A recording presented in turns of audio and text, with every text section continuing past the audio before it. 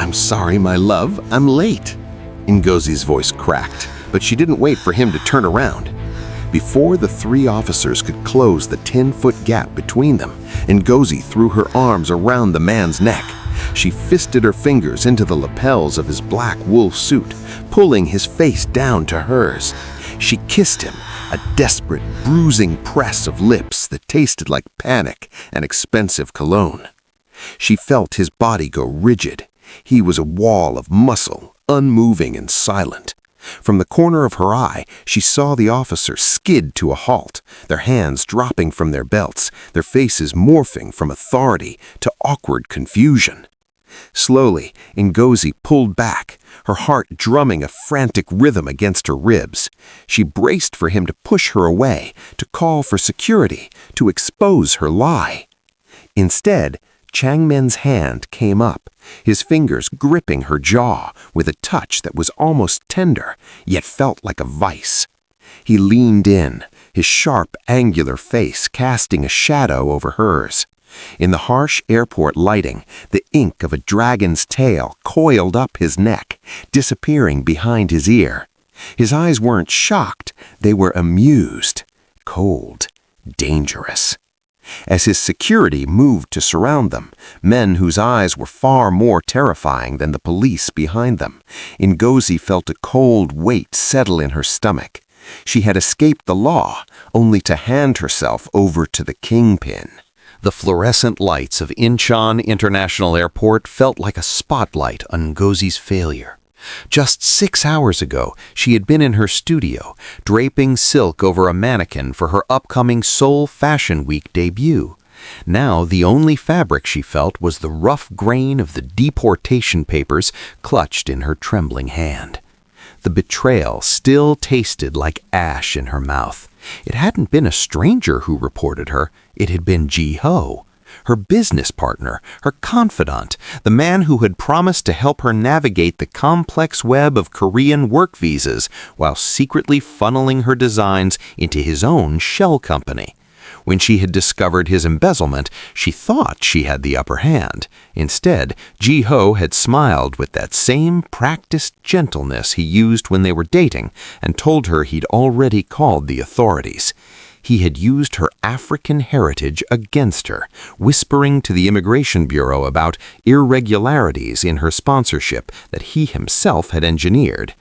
"You have 2 hours, Ngozi," the immigration officer had said, his face a mask of bureaucratic indifference. "Voluntary departure now, or a forced escort and a permanent ban." Ngozi stood near the glass partitions of the International Departures Gate, the air-conditioned chill biting through her elegant blazer. Her mind raced. If she left now, Ji-ho won. He would keep her patterns, her brand, and the life she had spent 3 years building from nothing. She looked at the officers standing by the security checkpoint, their eyes scanning the crowd, looking for the woman who had fled the processing room. Then she saw him. He moved through the terminal like a predator through tall grass. A sea of travelers instinctively parted to make way for the man in the charcoal black suit. He wasn't just wealthy, he carried an aura of absolute, terrifying sovereignty. 4 men followed him, large, silent shadows with earpieces and the stone-cold eyes of soldiers. As he stopped to check a gold watch, the light caught the edge of a tattoo coiling up the side of his neck. It was dark, intricate, and dangerous. Ngozi didn't know his name, but she recognized the energy. This was a man who didn't follow rules, he made them. Out of the corner of her eye, she spotted the immigration officers. They had seen her. They were moving, their radio static crackling in the distance.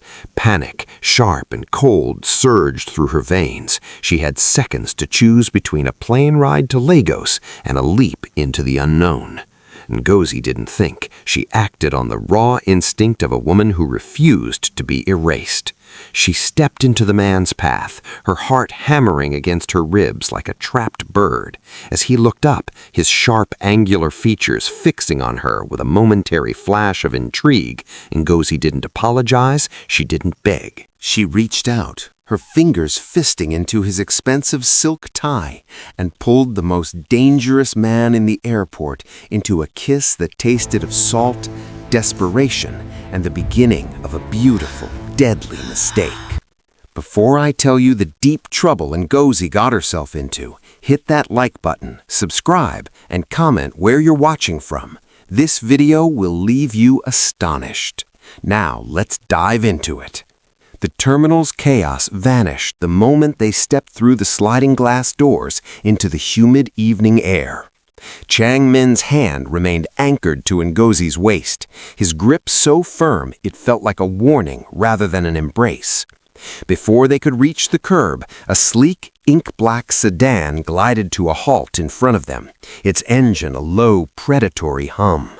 One of the silent shadows from the terminal snapped the door open, and Chang Min guided Ngozi inside with a forceful politeness that left no room for refusal.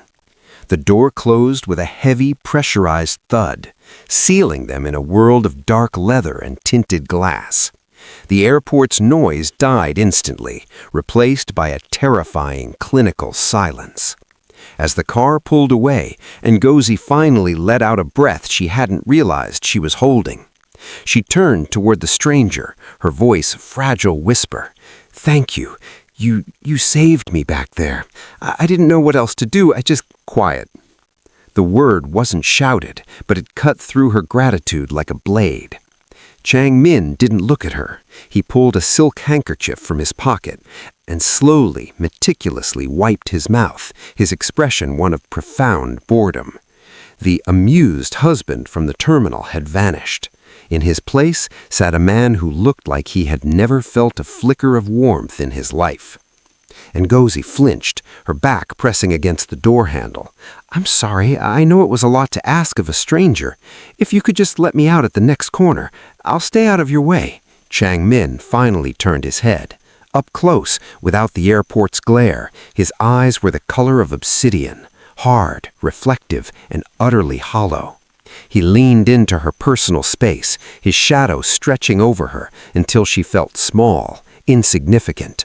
"You think this was a favor, Ngozi Okeke?" Her blood turned to ice. She hadn't told him her name. "I don't believe in favors," he continued, his voice dropping to a smooth, dangerous register. He reached out, his thumb tracing the line of her jaw with a coldness that made her skin crawl. "You stood in the middle of a public terminal and claimed a debt to the Lee family. You used my face to lie to the government." He paused, his gaze dropping to the dragon tattoo on his neck, which seemed to pulse in the flickering streetlights. "In my world, a kiss like that isn't free. It's a contract." Ngozi's hands began to shake. I'll pay you, whatever you want. I have a fashion house, "You have nothing," he interrupted, his eyes narrowing. "The immigration office has your passport flagged. Your partner has your bank accounts frozen. You are a ghost." He leaned back, his silhouette blending into the shadows of the cabin. "But you are a ghost who happens to look very convincing on my arm. My family needs a distraction, and you need a pulse. You wanted a husband, Ngozi? You have one, but don't ever make the mistake of touching me like that again, unless I command it." The sedan took a sharp turn, heading away from the city lights and toward the fortified hills of the northern district. Ngozi looked out the window, watching the familiar streets of Seoul disappear. She had escaped the police, but as she looked at the silent, deadly man beside her, she realized she had walked straight into a cage where the bars were made of silk and blood. The black sedan ascended the winding private roads of Seongbukdong, passing through a series of reinforced steel gates that hissed shut like the jaws of a trap. When the car finally came to a halt, the sight that greeted Ngozi was not a house, but a fortress of glass and granite. The Lee estate loomed against the night sky, a masterpiece of modern architecture that felt as cold and unyielding as the man sitting beside her. Chang Min stepped out without a word, leaving Ngozi to be ushered out by one of his grim-faced associates. As she crossed the threshold into the grand foyer, the sheer scale of the wealth on display was suffocating. Polished marble floors reflected the amber glow of minimalist chandeliers, and the air smelled faintly of expensive cedar and ozone. A line of women in crisp charcoal gray uniforms stood waiting in the hall. They bowed in perfect unison, their movements synchronized with a military precision that sent a fresh jolt of anxiety through Ngozi's chest. "The mistress will be staying in the East Wing," Changmin announced, his voice echoing through the vast space. He didn't look back as he handed his coat to a servant. "Ensure she has everything she needs, and ensure she does not leave it." Ngozi stepped toward him, her voice rising in protest. "Changmin, wait! You said I'd have a visa. You can't just lock me in here." He stopped, turning his head just enough for the light to catch the predatory curve of the dragon on his neck. "You are safe from the police here, Ngozi. That was the bargain. But safety has a perimeter. Learn it quickly." One of the uniformed women, a middle-aged woman with a face as expressionless as a stone carving, stepped forward. "This way, Miss Okeke," she said. Her voice was polite, but her hand stayed firmly on Ngozi's elbow, guiding her toward the wide staircase. As they walked, Ngozi began to notice the inconsistencies. The maids didn't carry cleaning supplies, they carried concealed earpieces. Their shoes weren't the soft-soled flats of domestic staff, but heavy, tactical-soled boots. When they passed a long gallery, Ngozi saw one of the women standing by a window, her stance wide, her eyes scanning the perimeter with a professional intensity that had nothing to do with hospitality. The shadow of his silhouette seemed to swallow the light in the room. "The succession war for the Lee Syndicate is reaching its peak. My rivals are using my bachelor status to paint me as volatile, a liability. I need a wife who is elegant, foreign enough to be a curiosity, and entirely dependent on me so she cannot be bought by my enemies." Ngozi felt a sick twist in her stomach. "And if I play along, if I lie to the most powerful people in this country for you? In 6 months, the succession will be settled. On that day, you will receive an F5 permanent resident visa, fully sponsored and untouchable by the Immigration Bureau. I will also return your brand and your studio to you, along with enough capital to ensure Jiho never works in this industry again." He leaned forward, his voice dropping to a low, vibrating hum. "Or you can walk out of those gates right now. I'll even give you a head start before I call the officers who were chasing you at the airport. You'll be on a plane to Lagos by dinner, and you will never see Seoul again." Ngozi stared at the pen. The ink looked like blood in the afternoon light. She thought of her designs, the years of sweat and tears she'd poured into her silk, and the smug face of the man who had betrayed her. She looked at Changmin, the dragon on his neck, the cold void in his eyes. He wasn't offering her a choice. He was offering her a different kind of war. 6 months, she said, her voice steadying as she reached for the pen, "and you stay on your side of the bed." A ghost of a smile touched Changmin's lips, dangerous, amused, and utterly triumphant. "Sign the paper, Ngozi. Welcome to the family."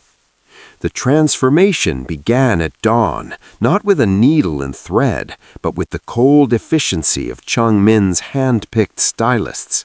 Ngozi stood before a triptych of mirrors as they worked, her vibrant, expressive personality being systematically polished away. They tamed her voluminous curls into a sleek, severe chignon that pulled at her scalp, and replaced her colorful blazer with a sheath dress of charcoal silk, so structured it felt like a suit of armor. By the time they finished, the woman in the mirror looked less like a fashion designer and more like a high-stakes weapon, sharp, expensive, and silent. "A wife of the Lee family does not speak unless the silence is more dangerous," Hana whispered, adjusting a strand of Ngozi's hair with a grip that felt like a command. Ngozi was escorted to the mansion's lower level, a stark contrast to the opulence above. The air here was heavy with the scent of ozone and unwashed fear. They entered a sprawling, windowless boardroom where a dozen men in dark suits stood like statues. At the head of the table sat Chong-min, his silhouette framed by the harsh glow of overhead monitors. The dragon on his neck seemed to writhe in the flickering light, its ink dark and ominous against his pale skin. As Ngozi was signaled to take the seat beside him, a man was dragged into the center of the room. He was bloodied, his expensive shirt torn, his eyes darting toward Chong-min with the frantic energy of a trapped animal. Ngozi's breath hitched, her hand instinctively reaching for the edge of the table, but she felt Chong-min's hand drop onto hers. His touch wasn't warm. It was a heavy, immovable weight that pinned her fingers to the wood. "This man thought he could skim from the port shipments," Chong-min said, his voice a low, terrifying hum that vibrated through Ngozi's calm. "He thought the shadow of the dragon didn't reach the docks." The subordinate began to beg, a frantic torrent of Korean that Ngozi didn't fully understand, but the desperation required no translation. Chong-min didn't flinch. He didn't even raise his voice. He simply leaned forward, and for a fleeting second, the amusement she had seen at the airport flashed in his eyes, a cold, sadistic spark that made the hair on her neck stand up. He made a small, casual gesture with his free hand. The violence that followed was swift and clinical. Two of the maids Ngozi had seen earlier, now clearly revealed as seasoned enforcers, moved with terrifying precision. The sound of the struggle echoed against the polished walls, a brutal reminder that the protection Ngozi had bordered for was built on a foundation of bone and blood. Through it all, Chong-min's hand never left hers. He forced her to watch, his thumb tracing a slow, rhythmic circle over her knuckles as if he were soothing a child. When it was over and the room was silent again, he turned to her. The dragon tattoo was inches from her face, its intricate scales a map of the world she had mistakenly entered. "That is the first lesson, Ngozi," his voice ghosting over her ear. "Loyalty is the only currency I accept. Do not make me remind you of the exchange rate." Ngozi looked at the blood on the floor and then into the obsidian void of his eyes. The permanent visa and the reclaimed studio felt 1,000 miles away. She wasn't just his wife, she was a witness, and in this world, witnesses were only kept as long as they were useful. The Grand Hyatt's ballroom was a sea of shimmering silk and predatory whispers, a place where fortunes were traded as casually as hors d'oeuvres. Ngozi felt the weight of the Lee family diamonds around her neck like a sapphire-studded collar. Beside her, Chong-min was a pillar of shadow in his tuxedo, his hand resting possessively on the small of her back. The dragon tattoo was hidden by his stiff collar, but the danger it represented radiated off him in waves, keeping the vultures of the Seoul elite at a respectful distance. "The chairman is watching," Chong-min murmured, his lips barely moving as they approached a circle of high society power players. "Smile, Ngozi. You're supposed to be in love." Ngozi forced a radiance into her expression that she didn't feel, leaning her head toward his shoulder. As they joined the group, a woman in a gown of blood-red lace stepped forward. It was Madame Song, the matriarch of a rival conglomerate, and a woman known for dismantling reputations with a single sentence. "So, this is the mysterious wife," Madame Song said, her eyes raking over Ngozi with clinical disdain. "A designer from Africa, I hear. How quaint. Tell me, dear, since you are so well versed in textiles, what do you make of this centerpiece for tonight's auction, the blue willow tapestry?" The circle went silent. Ngozi saw the trap immediately. The Blue Willow was a notorious piece, a masterpiece currently rumored to be a high-quality forgery designed to embarrass whichever family purchased it. If she praised it, she looked incompetent. If she insulted it, she insulted the auction house Chang Min was trying to court. Ngozi's hand tightened slightly against her waist. He was testing her. She looked at the tapestry, then back at Madame Song with a slow, feline grace. "The Blue Willow is fascinating," Ngozi began, her voice steady and melodious. "Most people focus on the dye, but as a designer, I look at the tension of the thread. You see, the weave is too perfect for its age. It's like a woman who has had too much work done. It's beautiful to look at, but it lacks the soul of history." A few guests stifled gasps.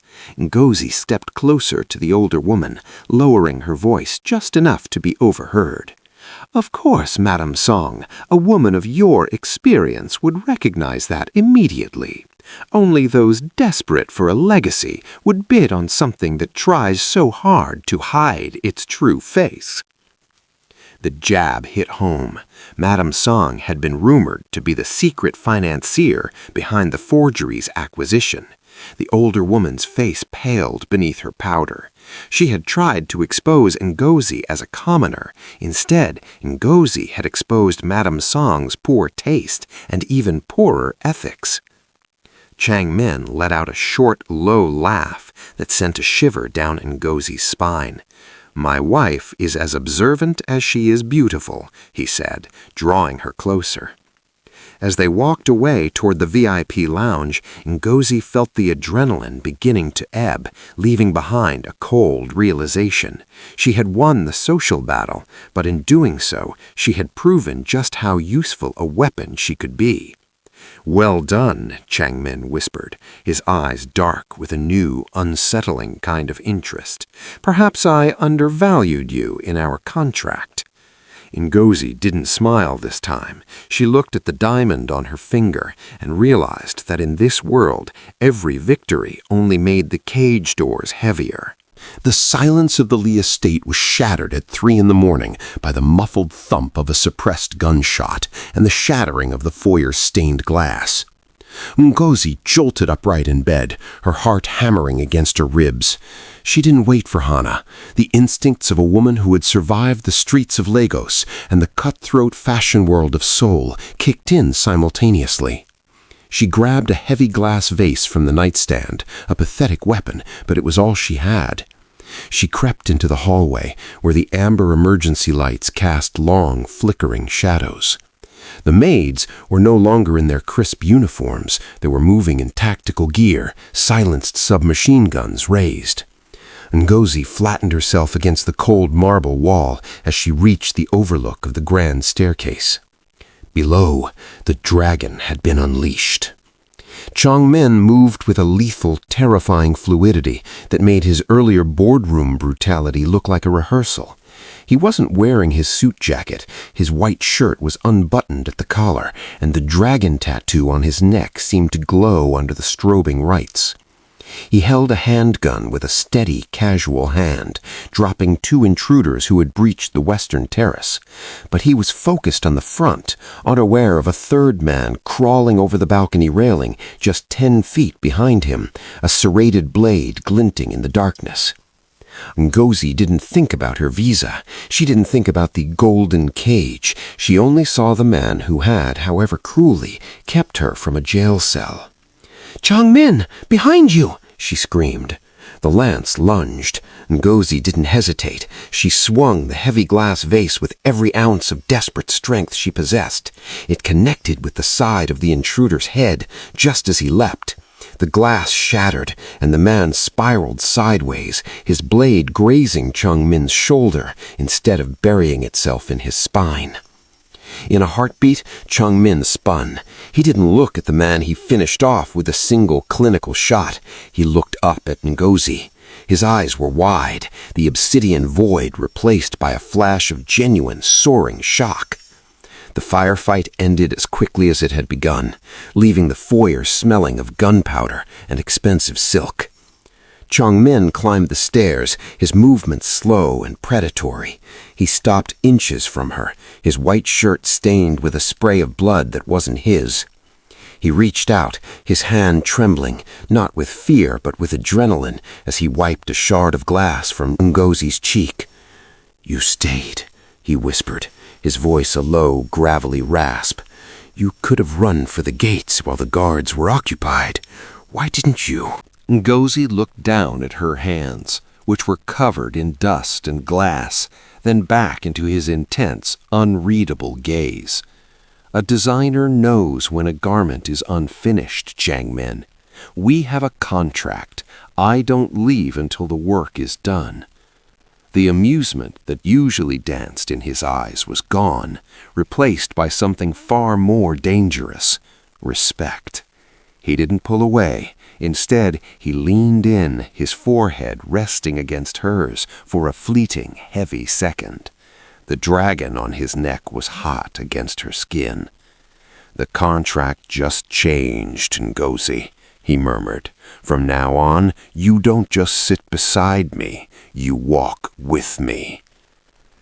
The aftermath of the attack left the estate shrouded in heavy, metallic silence, but for Changmin, the work was only beginning. 2 days later, Ngozi was summoned not to the boardroom, but to the sub-basement, a place where the air was thick with damp concrete and the low hum of industrial fans. Changmin stood in the center of the dimly lit room, his tuxedo replaced by a simple black shirt with the sleeves rolled up, exposing the flexed muscles of his forearms. He didn't look up as Ngozi entered. His eyes were fixed on a figure strapped to a heavy wooden chair in the center of the room. Ngozi's breath hitched. Even through the bruises and the frantic, muffled sobs, she recognized him. Jiho, the man who'd shared her bed, stolen her dreams, and handed her to the law like a piece of discarded scrap. He looked pathetic now, his polished gentleman persona stripped away to reveal a trembling, hollow shell. "He was trying to board a flight to Hong Kong with your winter collection files," Changmin said, his voice flat and devoid of emotion.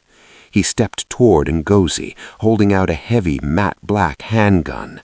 The metal caught the flickering light of the single overhead bulb. Ngozi stared at the weapon, then at the man who'd ruined her.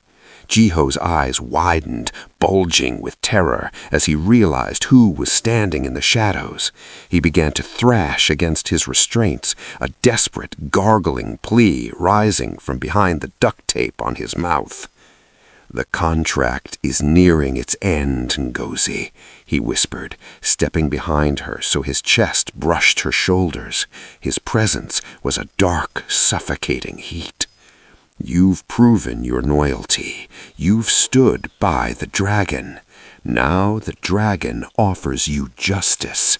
One pull of this trigger, and the man who betrayed you ceases to exist. No police, no deportation, no more shadows." Ngozi felt the cold weight of the gun as Changmin pressed it into her palm.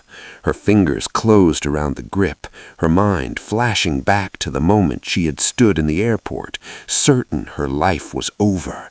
She saw the studio he had gutted, the designs he had stolen, and the cold indifference in his eyes when he told her she was being deported. The room was silent, save for Jiho's frantic breathing. Changmin leaned in, his lips brushing the shell of her ear, his hand covering hers to steady her aim. "Take it," he urged, his voice a seductive crawl of silk and ash. "Take back your life." Ngozi looked at Jiho, then down at her own hand, the hand that had draped fine silk, the hand that had sketched beauty, the hand that had recently swung a vase to save a monster. She realized then that Changmin wasn't just offering her revenge. He was testing to see if she had truly become like him. If she pulled this trigger, the gold cage wouldn't be a prison of walls anymore, but a prison of the soul. She slowly lowered the weapon, her gaze meeting Changmin's obsidian eyes. I am a designer, Changmin. I create, I don't destroy. She pressed the gun back into his chest. If you want to help me, give him to the authorities with the evidence of his embezzlement. Let him rot in a cell, knowing that I am the one who put him there, and that I am the one who kept my throne. Changmin stared at her, the silence stretching until it felt like it might snap. Then a slow, genuine smile spread across his face, a look of terrifying pride. He signaled to the guards in the corner. Do as she says, and make sure his cell is very, very cold. He turned back to Ngozi, his hand trailing down her arm. You've grown sharp, wife. It's a good thing. The final move is coming. The morning of the final succession council arrived with a silence so heavy it felt structural. Ngozi stood in the grand foyer of the Lee estate, dressed in a gown of midnight blue silk she had designed herself during her few hours of stolen sleep. It was a garment of absolute power, structured yet fluid, mirroring the woman she had become. Beside her, Changmin adjusted his cufflinks, his expression a mask of lethal calm. The dragon on his neck was partially obscured by his collar, but its presence felt more dominant than ever. The council meeting was a blur of cold eyes and ancient men.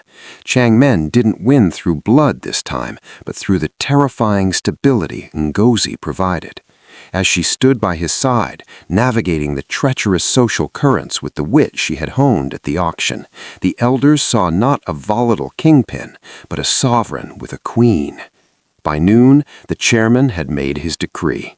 The Lee Syndicate belonged to Changmin. An hour later, they were back in the black sedan, speeding toward Incheon Airport. The interior was quiet, but the air was charged with a different kind of electricity. Changmin reached into his breast pocket and pulled out a gold-embossed folder. He placed it in Ngozi's lap. Your F5 visa, he said, his voice unusually low, and the deed to your studio. Jiho's assets have been liquidated into your business account. You are free, Ngozi. No police, no contracts, no cages. The car pulled up to the private terminal. A jet stood waiting on the tarmac, its engines whining as they prepped for a flight to London, her first stop toward a global fashion tour he had arranged as part of her payment. One of the guards opened the door. Ngozi stepped out into the wind, the heavy folder clutched to her chest. This was the moment she had prayed for since the deportation papers were first slid across that cold metal table. She walked toward the stairs of the plane, the grip of her heels clicking rhythmically on the asphalt. At the base of the stairs, she stopped and turned. Changmin was leaning against the car, his hands in his pockets. He looked every bit the monster she had feared, yet he was the only person who had truly seen her. He didn't ask her to stay. He didn't move. He simply watched her with those obsidian eyes, waiting for her to reclaim the life she had fought so hard to save. Ngozi looked at the open door of the plane, then back at the man with the dragon tattoo. The wind whipped her hair across her face, and in that moment, the freedom of the sky felt hollow compared to the fire of the fortress. She realized that she didn't want the life she had before. She didn't want to be the victim who ran. She turned away from the plane and walked back toward him, her pace quickening until she was standing inches from his chest. She took his hand, her fingers weaving through his with a familiarity that bypassed the contract. The work isn't finished, Changmin, she whispered, her gaze steady and fierce. A kingdom needs more than a king. It needs a legacy. A slow, dark light sparked in Changmin's eyes, the first look of genuine, unfiltered vulnerability she had ever seen on his face. He didn't say a word. He simply pulled her into the car and closed the door, sealing them together in the darkness as the plane took off empty into the clouds. The designer had finally found her perfect fit, and the dragon had found its heart.